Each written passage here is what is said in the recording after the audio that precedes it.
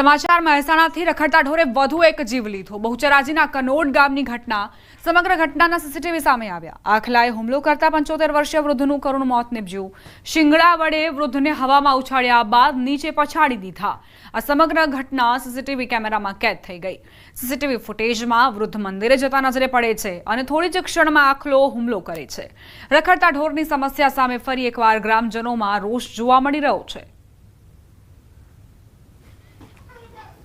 મૃતક જે હતા ને મફાભાઈ એ મારા ફાધર છે બરાબર, અને એ ગામની અંદર જે આ દેવદર્શને ફરતા ફરતા જતા હતા અને રોડ ઉપર આખલાઓનું ટોળું હતું ને તે એમને સીધા હળબેટમાં લીધા। મારી માગે કે એમ કે આ આખલાઓને સત્વરે એમ કે કાબૂમાં લેવા માટે મારી નમ્ર અપીલ છે। અમદાવાદથી સમાચાર એસઓજીએ ગાંજાના રેકેટનો પર્દાફાશ કર્યો છે। છારાનગરમાં નિશા નામની મહિલાને 6 કિલો ગાંજા સાથે ઝડપી પાડવામાં આવી। નિશા રોજના 10 કિલોની ગાંજાની પડીકી બનાવતી હતી। નિશાને 50 રૂપિયાની પડીકી પર 10 અને 100 રૂપિયાની પડીકી પર 20 રૂપિયા જેટલું કમિશન મળતું હતું। છેલ્લા 2 વર્ષથી નિશા આ કામ સાથે સંકળાયેલી હતી। રૂક્ષાના નામક મહિલા નિશાને મકાન ભાડે અપાવી આ કામ કરાવતી હતી। તેના મકાનનું ભાડું પણ રૂક્ષાના જ ભરતી હતી। ત્યારે આ ગાંજો ક્યાંથી આવ્યો તે મામલે તપાસ હાથ ધરાઈ છે। હાલ નિશા પાસેથી 60,000ની કિંમતનો 6 કિલો ગાંજો સહિત 70,000નો મુદ્દામાલ જપ્ત કરાયો છે। છારાનગરમાં એક નિશાબેન સતીશભાઈ સાબરિયા નામના 35 વર્ષની ઉંમરના મહિલા છે, તેઓને 6 કિલો ગાંજાના જથ્થા સાથે પકડી પાડેલ છે। હવે આની મુખ્ય એમો એવી હતી કે આજે નિશાબેન છે પોતે એક કિડની એની પોતાની ડેમેજ છે અને એના હસબન્ડ છે એ હેન્ડીકેપ છે, એટલે એની જે આ આર્થિક સ્થિતિનો લાભ લેવા માટે એક બીજી જે મહિલા છે રૂક્ષાના કરીને એ આને એક ભાડે મકાન અપાવી દે છે છારાનગરમાં, અને એનું ભાડું છે એ પણ રૂક્ષાના ભરે છે। એ ઉપરાંત એને કમિશન આપે છે ને આની પાસેથી ગાંજાની પડીકીઓ બનાવી અને ઘરેથી વેચાણ કરવા માટે આપે છે।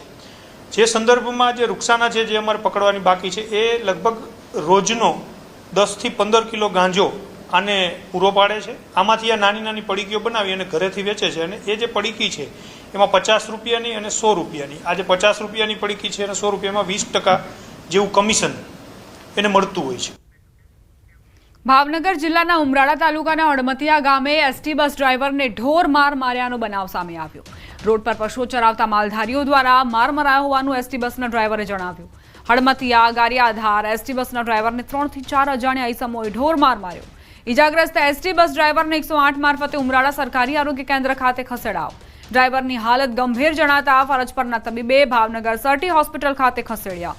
સમગ્ર ઘટનાની જાણ પોલીસને થતા પોલીસ ઘટના સ્થળે પહોંચી અને કાર્યવાહી આરંભી। સંવાદદાતા નીતિન જોડાઈ ગયા છે વધુ જાણકારી સાથે। નીતિન, ડ્રાઈવર પર આખરે હુમલો કેમ કરાયો? જે ઘટના જે સામે આવી છે તે ભાવનગર જિલ્લાના ઉમરાળા તાલુકાનું જે હડમતિયા ગામ છે ત્યાંના એસટી ડ્રાઈવરને ઢોરમાર મારવાની ઘટના સામે આવી છે।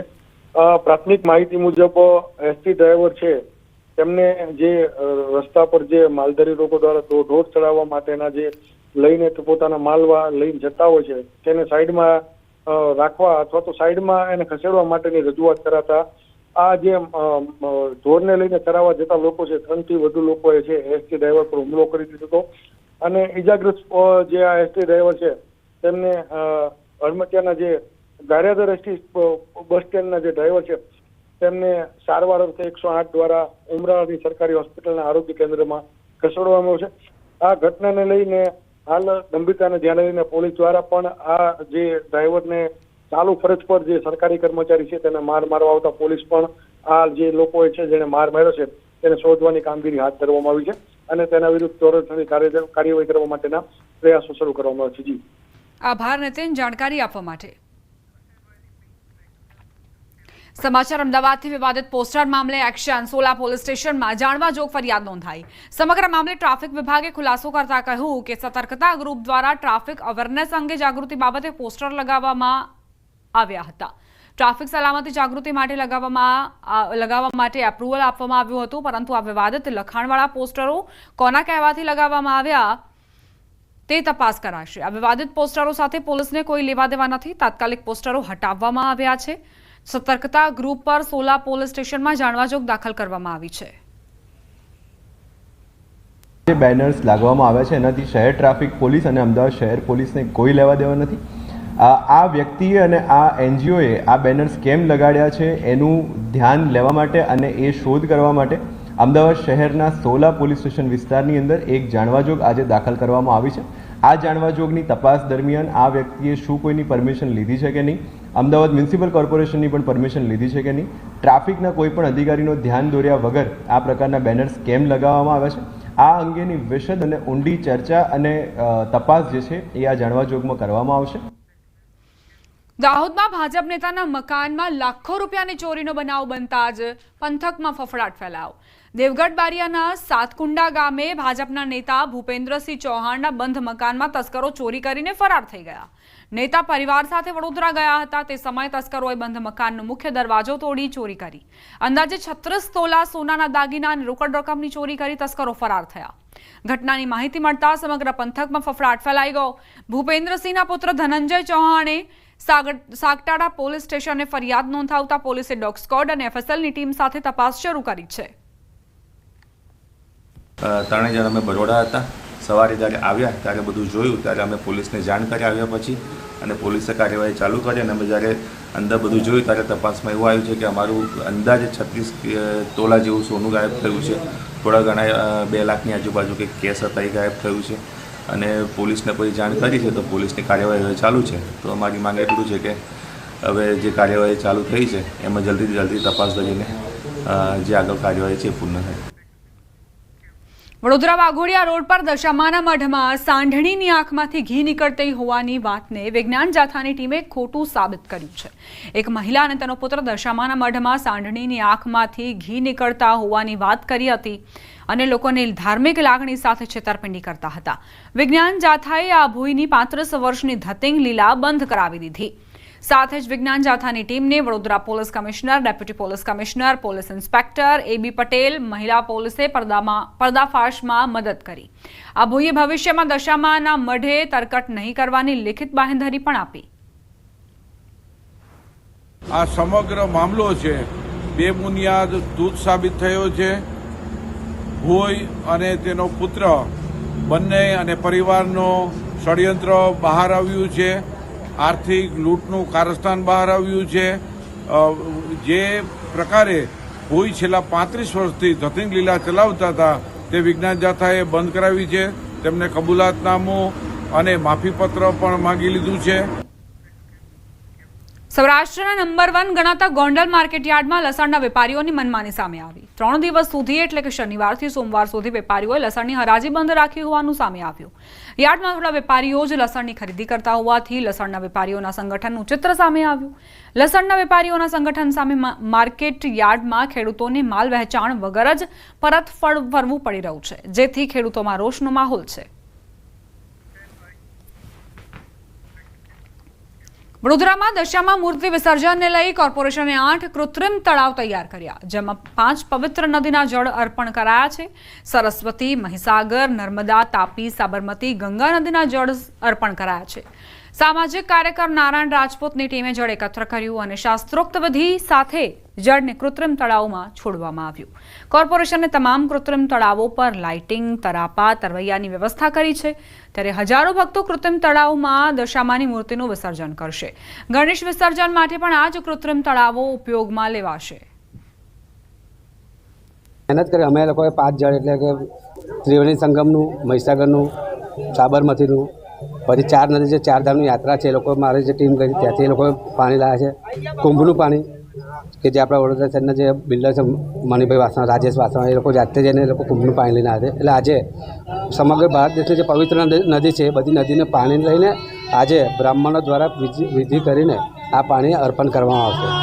દશામાની મૂર્તિના વિસર્જનનું પવિત્ર કાર્ય સંપન્ન થવા જઈ રહ્યું છે ત્યારે વડોદરા કોર્પોરેશન દ્વારા ઇતિહાસમાં પહેલી વખત 7 જેટલા ડેડિકેટેડ દશામાની મૂર્તિના વિસર્જનના તળાવ નક્કી કરવામાં આવ્યા છે.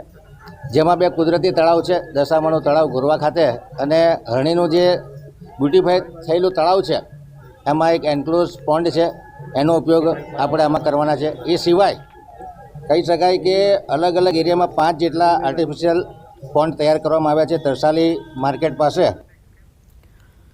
છોટાઉદેપુર જિલ્લાનું કવાંટ તાલુકાના અમલવાંટ ગામનું તળાવ ભર ચોમાસે ખાલી જોવા મળી રહ્યું છે. વર્ષોથી આ સિંચાઈ તળાવ ચોમાસાના પાણીથી પૂરું ભરાઈ જતું હતું, પરંતુ છેલ્લા 2 વર્ષથી આ તળાવ ચોમાસાના સમય પણ ખાલીખમ રહે છે. તેની પાછળનું કારણ છે દરવાજામાં થયેલ નુકસાન. દરવાજાથી પાણી જરૂર પડે છોડવામાં આવે છે, તે દરવાજામાં નુકસાન થતા પાણીનો સતત વેડફાટ થઈ રહ્યો છે. કોતરોમાં રોજનું હજારો લીટર પાણી વહી જાય છે. આ વાતની જાણ સિંચાઈ વિભાગને કરી અને લાખોના ખર્ચે કામગીરી પણ કરવામાં આવી, પરંતુ કામગીરી કરવા છતાં સ્થિતિ તો એની એ જ રહી. ગામના લોકો સૂત્રોચ્ચાર કરી વિરોધ કરી રહ્યા છે. કામગીરીમાં ફક્ત વેઠ ઉતારવામાં આવી રહી છે. જે દરવાજાને રિપેર કરવાનો હતો ત્યાં જાણે થીગડા મારી દેવામાં આવ્યા હોય તેવું જોવા મળ્યું, જેથી આક્રોશમાં આવેલા ખેડૂતો જણાવી રહ્યા છે કે આવા અધિકારી સામે સરકારે પગલાં લેવા જોઈએ. અહીંયા જૂનામાં જૂનો તળાવ છે, 80-90 વર્ષ પહેલાનો, અને અમલવાટ, સાપરિયા, જાંબલી મુસર પાણી જાય છે. સિંચાઈ માટે પાણી મળતું નહીં. ગેટ હમણાં ખુલ્લો છે. સરકાર સામે વિનંતી કરું છે ગેટ બંધ કરે અને અમને પાણી મળે. જે અમારા ગામનું કામ કરવામાં આવ્યું છે, જે પાણી લીકેજ થાય છે એના માટે કામ કર્યું છે, તે બરાબર કામ નથી થયું. એટલે અમલવાટ ગામને, ચાપરિયા ગામને, ખંડીબારા ગામને પાણી મળતું નથી.